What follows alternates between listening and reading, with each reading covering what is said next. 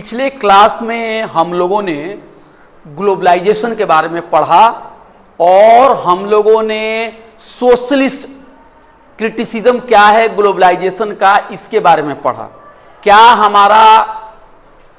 हमारा कहना यही है कि जो सोशलिस्ट लोग होते हैं, जो सोशल डेमोक्रेट जो होते हैं, उनका कहना है कि ग्लोबलाइजेशन की वजह से गैर बराबरी बढ़ रही है और ग्लोबलाइजेशन के दौर में जो जन कल्याण सोशल वेलफेयर के जो स्कीम्स थे वो पीछे हो गए, मार्केट का दबदबा बढ़ गया है, बाजार ही सब कुछ तय कर रहा है और अमीर देशों के फेवर में ग्लोबलाइजेशन है। अब हम क्या करेंगे कि सोशलिस्ट विचारधारा से ही मिलती जुलती एक विचारधारा है जिसको हम कहते हैं मार्क्सवाद, मार्क्सिज्म, है ना। तो मार्क्सिज्म की बात अगर हम नहीं करेंगे और ग्लोबलाइजेशन की पढ़ाई पूरी कर लेंगे तो ये भी बात अधूरी ही रह जाएगी। तो हम मार्क्सवाद के एक बहुत बड़े चिंतक, एक बहुत बड़े थिंकर, फिलोसोफर, उनके पास हम चलते हैं। जनाब का नाम है इमैनुअल वालरस्टाइन, है ना, इमैनुअल वालरस्टाइन। ये साहब सोशियोलॉजी के प्रोफेसर हैं। अब आप कहेंगे सोशियोलॉजी का प्रोफेसर पॉलिटिकल साइंस में क्यों आ रहा है भाई? तो ये हमारी गलत सोच है। Sociology, political science, history, geography, ये सारे सब्जेक्ट आपस में जुड़े हुए होते हैं, वो कोई अलग नहीं होता है। हम पढ़ाने के लिए क्लास को डिवाइड कर देते हैं कि पॉलिटिकल साइंस है और ये सोशियोलॉजी है। मिसाल के तौर पर ग्लोबलाइजेशन हिस्ट्री में भी पढ़ाई जाती है, ग्लोबलाइजेशन सोशियोलॉजी में भी पढ़ाई जाती है, ग्लोबलाइजेशन इकोनॉमिक्स में भी पढ़ाई जा रही है और ग्लोबलाइजेशन पॉलिटिकल साइंस में पढ़ाई जाती है। तो ग्लोबलाइजेशन तो हर जगह पढ़ाई जा रही है। तो ये सोशियोलॉजी के प्रोफेसर हैं, इनका नाम है इमैनुअल वालरस्टाइन और इनको सोशियोलॉजी का प्रोफेसर कहा है और ये मार्क्सिस्ट स्कॉलर भी हैं। और इनका जब भी नाम आता है तो दो बातें इनके साथ जुड़ जाती है। इनकी पहचान है डिपेंडेंसी थियरी, निर्भरता का सिद्धांत इन्होंने दिया है ना। और इसी से जुड़ा हुआ इनकी थियरी है वर्ल्ड सिस्टम थियरी, है ना। अब वर्ल्ड सिस्टम थियरी को हिंदी में क्या कहेंगे? मान लीजिए वैश्विक सिस्टम को क्या कहेंगे? नहीं, सिस्टम का मतलब है ढांचा, कुछ इस तरह का ना, वैश्विक, हाँ बिल्कुल सही, वैश्विक व्यवस्था का सिद्धांत, कुछ इस तरह से हुआ। उन्होंने वैश्विक व्यवस्था का सिद्धांत इन्होंने दिया है।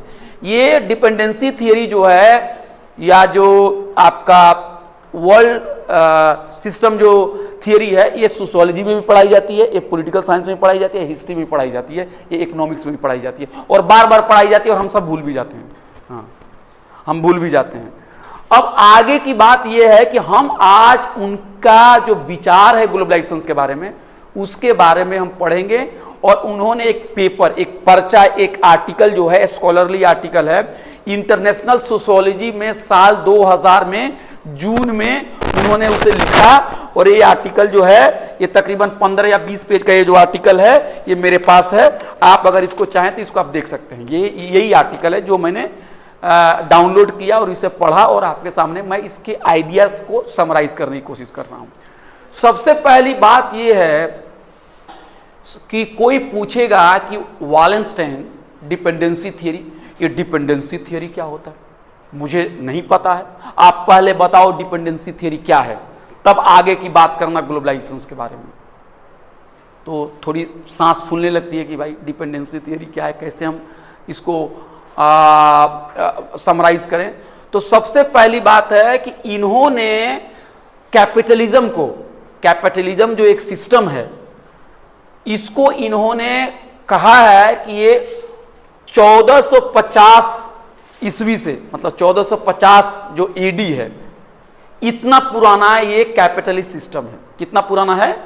ये 1450 से शुरू हुआ है, तकरीबन 500 या 600 साल पुराने होंगे एक कैपिटलिस्ट सिस्टम का। और एक वर्ल्ड सिस्टम है। ये कैपिटलिज्म ऐसा नहीं है कि आपके गांव में चलता है और दूसरे गांव में नहीं चलता है ना। जैसे आप एक जबान बोलते हो बांग्ला, तो बांग्ला जबान बंगाल से जैसे बिहार आओगे तो उसका असर कम होने लगेगा। कोई बिहारी बोलते हैं, बिहारी जबान बोलते हैं भोजपुरी, भोजपुरी जबान बिहार से आप जैसे ही आओगे झारखंड की तरफ या फिर उड़ीसा की तरफ जाओगे तो वो आवाज, वो जबान कम हो जाती है। लेकिन कैपिटलिज्म ऐसा नहीं है। ये कैपिटलिज्म किसी एक गांव की कहानी नहीं है, है ना। ये राजीव चौक की कहानी नहीं है, हाँ, और ये लोधी गार्डन की कहानी नहीं है। पूरी दुनिया में कैपिटलिज्म फैली हुई है, और एक कैपिटलिज्म एक वर्ल्ड सिस्टम है ना। कैपिटलिज्म एक ऐसा ढांचा है जो पूरी दुनिया इसमें समाहित हो गई है ना। तो जब पूरी दुनिया की अर्थव्यवस्था पूंजीवादी हो गई या होनी शुरू हो गई 1450 के बाद से, तो सवाल सबसे पहला है फिर ग्लोबलाइजेशन, जिसकी परिभाषा ये दी जाती है कि इसमें राष्ट्रीय अर्थव्यवस्था अंतर्राष्ट्रीय अर्थव्यवस्था से जुड़ जाती है। एक ऐसा सिस्टम है जो मुक्त व्यापार पूरी दुनिया में होने लगता है। जब एक अर्थव्यवस्था दूसरे अर्थव्यवस्था से जुड़ जाती है, तो वालेंस्टाइन का कहना है कि ग्लोबलाइजेशन कोई नई बात नहीं है। जिस तरह से आप ग्लोबलाइजेशन को इस तरह से प्रमोट कर रहे हो कि वाह दुनिया में एक नया दौर आ गया, पूरी दुनिया की अर्थव्यवस्था जुड़ गई, व्यापार हर जगह होने लगा, ये कोई नई बात नहीं है। क्योंकि वैश्विक पूंजी की जो व्यवस्था है ये 500 से 600 साल पुरानी है। Globalisation is nothing new. तो जो ग्लोबलाइजेशन के समर्थक स्कॉलर हैं, उनके पास वालेंस्टाइन जाके कह रहे हैं कि सर प्लीज इतना भी नया आप नहीं हो इतना नया। आप यही कह रहे हो ना कि पूरी दुनिया की अर्थव्यवस्था जुड़ गई है ना। तो ये कौन सी नई बात है? ये तो 1450 से यही दौर चल रहा है। ये वैश्विक पूंजीवाद जो है, जो वर्ल्ड कैपिटलिस्ट सिस्टम है, उसी का एक नया दौर है, ये एक नया फेज है। कोई ये नई बात नहीं है। नया फेज समझ रहे हैं ना मेरी बात? नया फेज का मतलब है कि जैसे आपके लाइफ में भी एक फेज होता है ना, जैसे आप छोटे बच्चे रहते हैं, बिल्कुल, फिर आप थोड़े बड़े होते हैं, फिर हाई स्कूल में आते हैं, फिर आप इंटरमीडिएट करते हैं, फिर आप बीए करते हैं, फिर एमए करते हैं, फिर पीएचडी करते हैं, और फिर मेरे तरह मास्टर बन जाते हैं। तो आपके लाइफ में अलग अलग फेज हैं। इंसान वही है, लेकिन वो अलग अलग दौर में इंटर करता है। तो वालेंस्टाइन का कहना यह है कि कैपिटलिज्म की जो व्यवस्था है वही एक नए चरण में आ गई है ग्लोबलाइजेशन के दौर में। ग्लोबलाइजेशन कोई नई और अनोखी चीज नहीं है, ये उसी का एक रूप है ना। और ये ग्लोबलाइजेशन क्यों आया, कैसे आया, वो ये राज बताएंगे। ग्लोबलाइजेशन को जो प्रमोट करने वाले हैं, ग्लोबलाइजेशन के जो व्यापारी हैं, वो क्या करें, आओ आओ ग्लोबलाइजेशन को अपने देश में अपनाओ, विकास करो, आगे बढ़ो, मार्केट को बढ़ावा दो। ये करें, कमॉन भाई, तुम्हें मैं जान रहा हूं, तुम नया नहीं हो, अपनी शक्ल बदल के आए हुए हो। तुम्हारी पूरी दास्तान में खोल के बताऊं, तुम 1450 से ही है वैश्विक पूंजीवाद की व्यवस्था हम देख रहे हैं कि नहीं। कॉलोनियलिज्म जो है, अंतर्राष्ट्रीय व्यापार कॉलोनियलिज्म, इस दौर में गरीब मुल्कों का शोषण बढ़ा कि नहीं बढ़ा? जो भी लोग नए नए देश की खोज करने के लिए निकले हुए थे, वो किसी देश की भलाई करने के लिए गए थे या व्यापार करने के लिए गए थे? व्यापार करने का पीछे क्या मकसद, क्या? पैसा कमाना ना। तो वही कह रहे हैं वालेंस्टाइन की come on, this is nothing new, globalisation is not new. ये वर्ल्ड कैपिटलिस्ट सिस्टम जो है, इस जो 1450 में शुरू हुआ है, ये इसी का एक हिस्सा है। एक नया दौर में वर्ल्ड कैपिटलिस्ट सिस्टम जो है एक नया है, उसका चेहरा है। हम इसकी पूरी कहानी पेश करेंगे आपके सामने।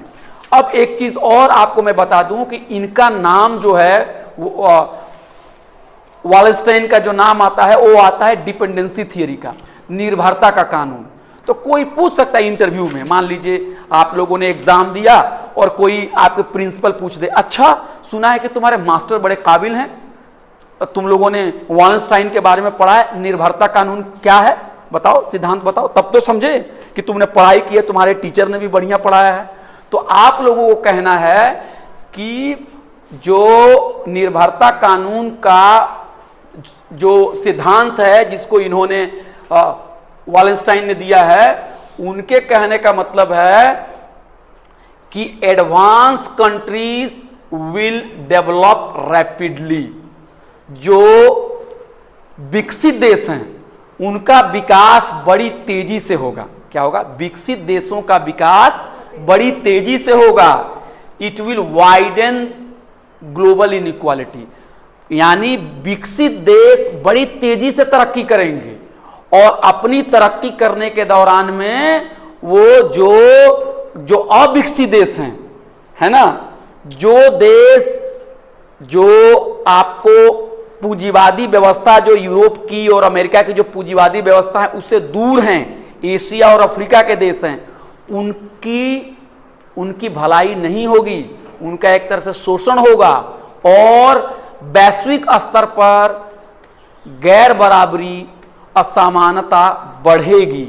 यानी जब और बढ़ेगी और इस तरह से developing countries will be held in permanent dependency, और इस तरह से अविकसित देश हमेशा के लिए अमीर देशों पर निर्भर रहेंगे।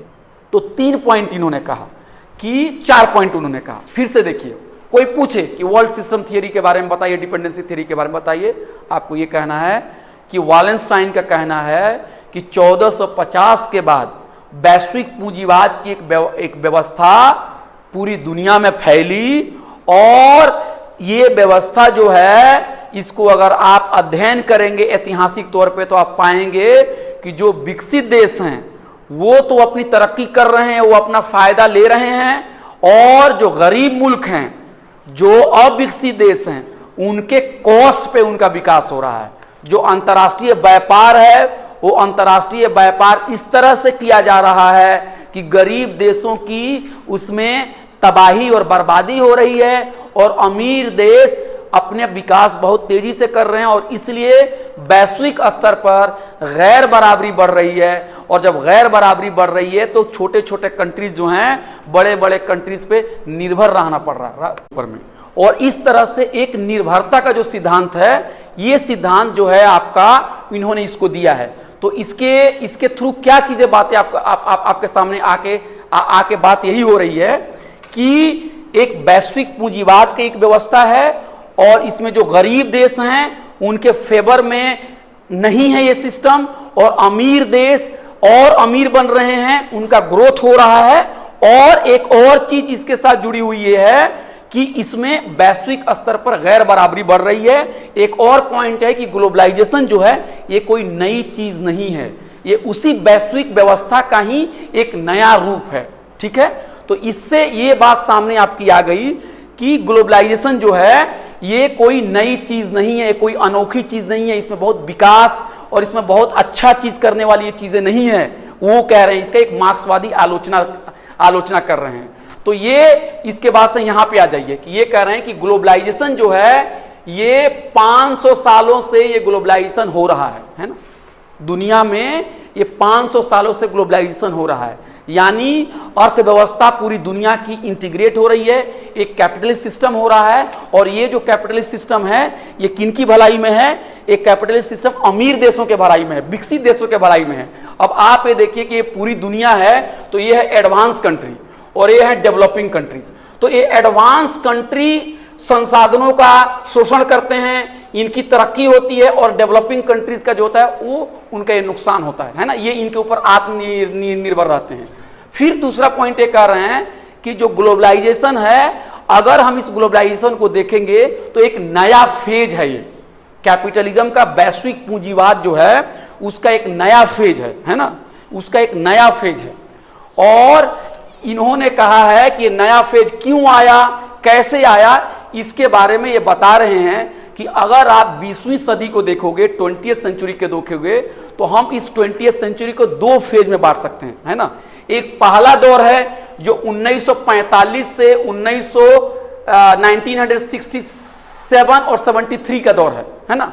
एक पहला दौर है जो 1945 से लेके 67 टू 73, 1967 टू 73 का एक फेज है। इस फेज के अंदर में यह देखा गया कि अमेरिका की हेजेमनी देखी गई। अमेरिका बहुत ही ताकतवर एक सुपर पावर था, और इस दौरान में देखा गया कि अर्थव्यवस्था जो थी वो फैली, अर्थव्यवस्था का विकास हुआ।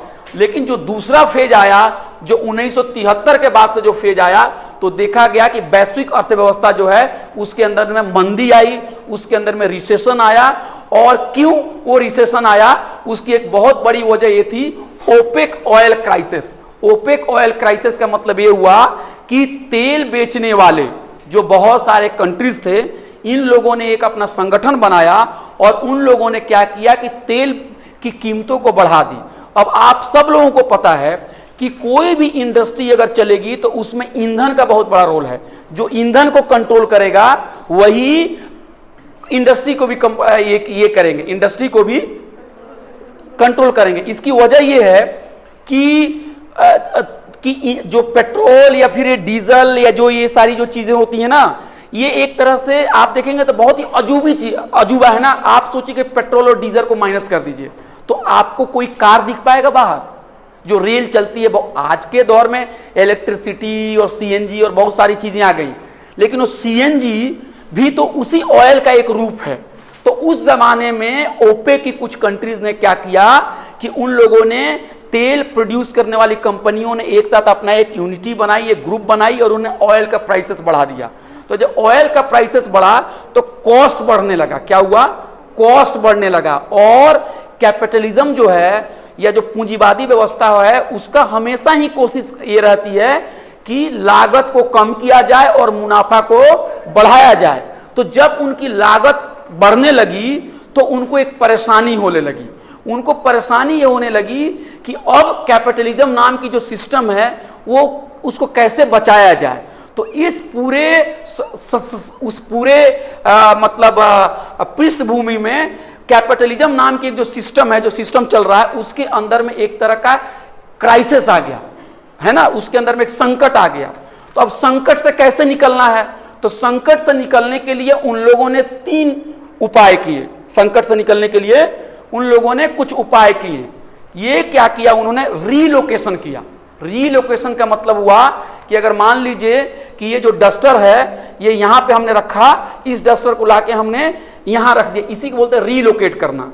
तो रीलोकेट करने का मतलब ये है कि अगर आप कॉल सेंटर में, आजकल बहुत सारे हिंदुस्तानी लोगों को कॉल सेंटर में काम मिलता है। क्यों कॉल सेंटर में काम मिलता है बताइए? अमेरिकन कंपनी या कोई कंपनी या बाहर की कंपनी क्यों आपको कॉल देती है? बोलिए क्यों देती हैं? इसलिए देती हैं कि अगर वही कॉल सेंटर में अगर कोई काम, अगर कोई इंसान अगर वहां करे, यूएसए में करे या ब्रिटेन में करे, तो वहां कहेंगे कि कम से कम हमें इतनी सैलरी दो, है ना, हमें इतनी सैलरी दो, नहीं तो हम नहीं कर पाएंगे। क्योंकि उनका जो स्टैंडर्ड है वो ज्यादा है ना, वो कम पैसे में काम नहीं कर पाएंगे। लेकिन अगर भारत में चूंकि लोग यहाँ की हालत और भी खराब है, तो यहाँ पे कम पैसे में भी काम करने के लिए लोग तैयार हैं। तो आप देखेंगे कि जो इंडस्ट्री है वो रीलोकेट होने लगी, यानी जो कंपनियां हैं उन लोगों ने अपने जो इंडस्ट्री हैं या जो अपने कल कारखाने हैं या अपने काम करने का जो लोकेशन है वो यूरोप से बदल के उन लोगों ने तीसरी दुनिया की तरफ लेके आना शुरू किया। तो आप देख रहे हैं ग्लोबलाइजेशन का क्या इसका मकसद है। ग्लोबलाइजेशन में जो बड़ी बड़ी कंपनियां जो विकसित देशों में आके अपने कल कारखाने लगा रही हैं, तो इसका उनका मकसद ऐसा नहीं है कि वो गरीब देशों को आगे बढ़ाना चाहती हैं। उनका मेन मकसद ये है कि उनको सस्ते दाम पे क्या मिल रहा है? सस्ते दाम पे मजदूर मिल जा रहा है। तो ये रीलोकेशन करके इन लोगों ने अपने क्राइसिस को हल करने के लिए कोशिश किया।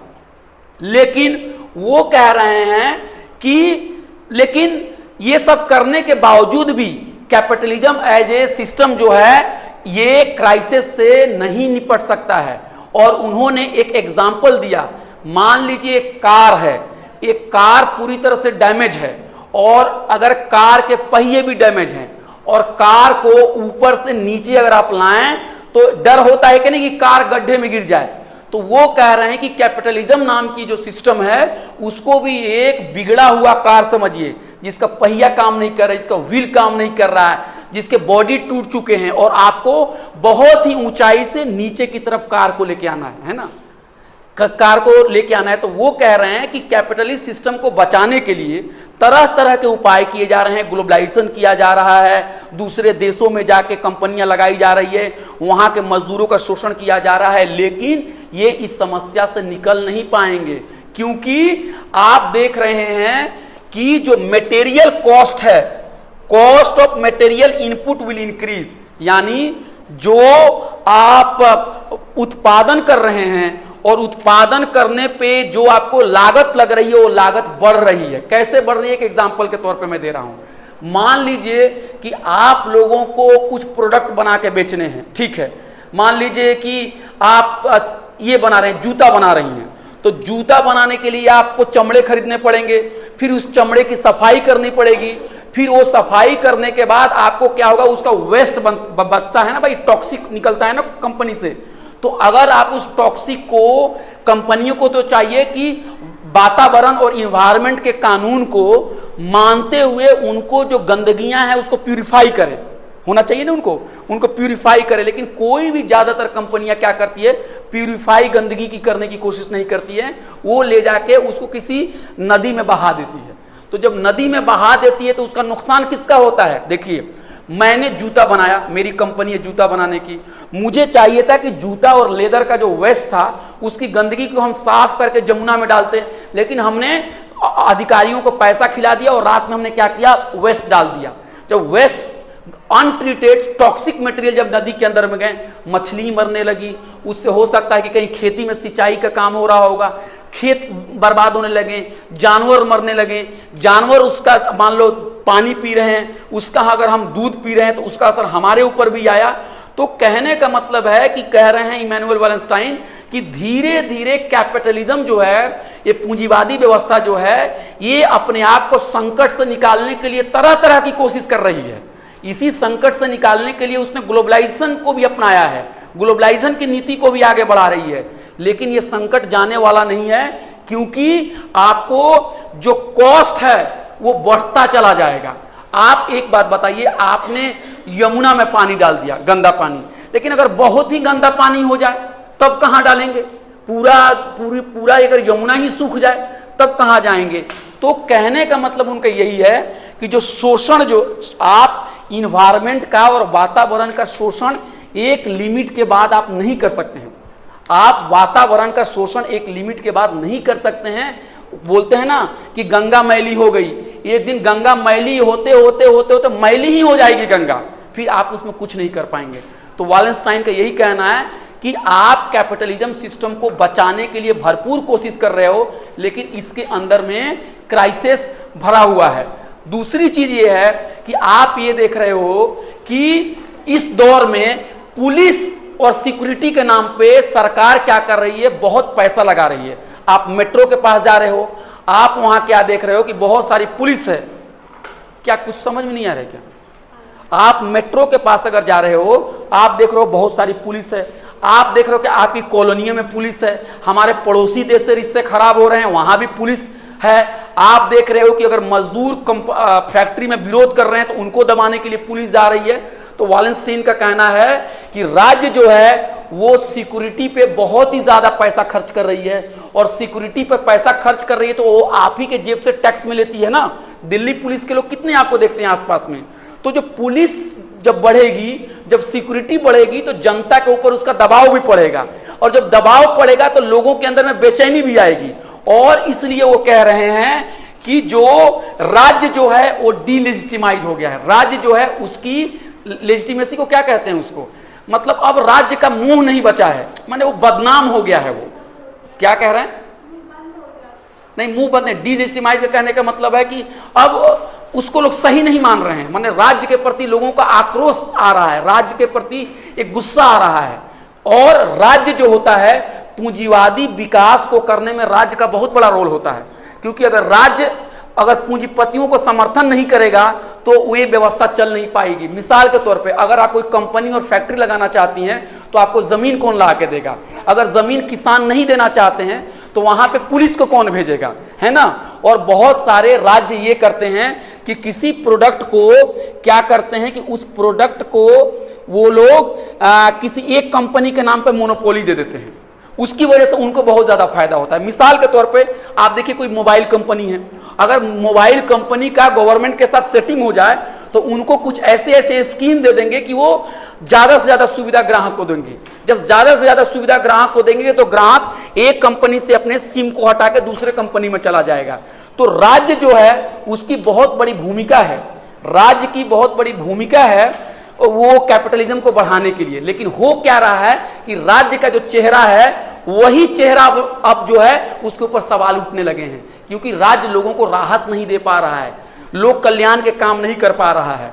तो ये कह रहे हैं कि और इसकी वजह से वो कह रहे हैं कि कैपिटलिज्म जो है, ये जो सिस्टम है, ये अपने खात्मे की तरफ बढ़ रहा है। टर्मिनेशन का मतलब खात्मा ही होता है ना, टर्मिनल, ये ट्रेन जाके ये स्टेशन पे टर्मिनेट हो जाएगी, होता है ना। तो ये जो पूंजीवादी व्यवस्था जो है वो अपने खात्मे की तरफ बढ़ रही है, क्राइसिस की तरफ बढ़ रही है। लेकिन आने वाला दिन कैसा होगा, क्या इसके रूप होंगे, क्या परिणाम होंगे, ये वालेंस्टाइन बिल्कुल कॉन्क्रीट तौर से नहीं कह रहे हैं कि यही होगा, वो सिर्फ एक क्राइसिस बता रहे हैं।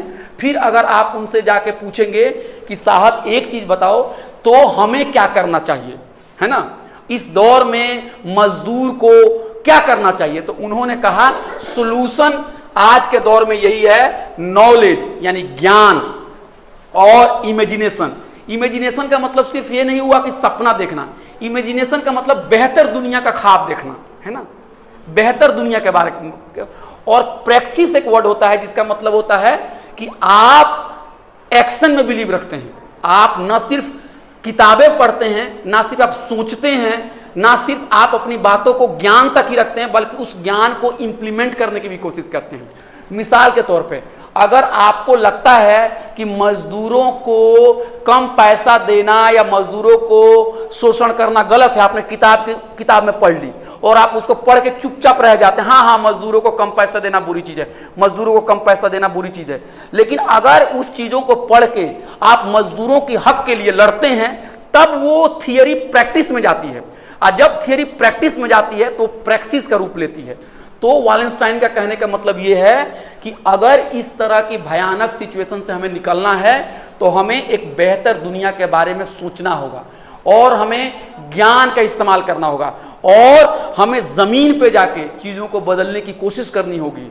क्योंकि कैपिटलिज्म का मतलब उनका यह होता है, कैपिटलिज्म की परिभाषा वालेंस्टाइन की निगाह में यह है कि कैपिटलिज्म लगातार प्रॉफिट यानी पैसा मुनाफा को बढ़ाने की ही कोशिश करता है। वो है ना एक तरह का, क्या कहेंगे आप उसको, एक हमेशा प्यासा है, वो प्रॉफिट बढ़ाना, प्रॉफिट बढ़ाना, प्रॉफिट बढ़ाना, लगातार प्रॉफिट बढ़ाना, प्रॉफिट बढ़ाना, प्रॉफिट बढ़ाना, जिसको कह रहे हैं कि कैपिटलिज्म का मतलब होता है एंडलेस एक्यूमुलेशन ऑफ कैपिटल, मतलब लगातार कभी न रुकने वाला, कभी न थकने वाला जो पैसा का है, जो प्रॉफिट का है, उसका एक्यूमुलेशन है, जिसकी वजह से ये जो सिस्टम है एक क्राइसिस में आ गया है।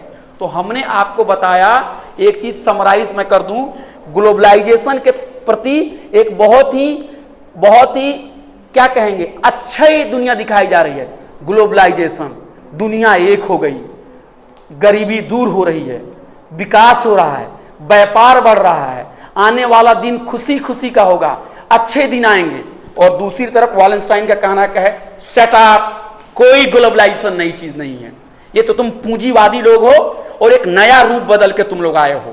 तुम लोग ग्लोबलाइजेशन इसलिए करना चाहते हो कि तुम्हें सस्ते मजदूर चाहिए, तुम लोग इन्वायरमेंट का प्रदूषण कर रहे हो, तुम लोग लगातार मुनाफा कमाने की कोशिश कर रहे हो और तुम्हारा अंत होगा।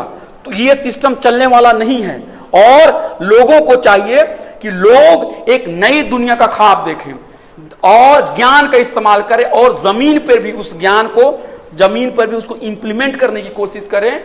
आने वाला फ्यूचर क्या होगा वो ये नहीं करें कि यही होगा, उनके पास कोई आंसर नहीं है कि हाँ कल यही होगा। अगर आप संघर्ष करेंगे, अगर आप जो गैर बराबरी के खिलाफ लड़ेंगे तो आपका जो फ्यूचर होगा वो ज्यादा बेटर होगा। तो ये मार्क्सवादी, ये वालेंस्टाइन का एक ग्लोबलाइजेशन का एक बहुत ही बड़ी आलोचना है। अब आप बताइए वालेंस्टाइन के व्यू से आप लोग क्या ये कर रहे हैं, समर्थन कर रहे हैं, कहां तक उनकी बात सही है, कहां तक गलत है, बताइए, आप बताइए।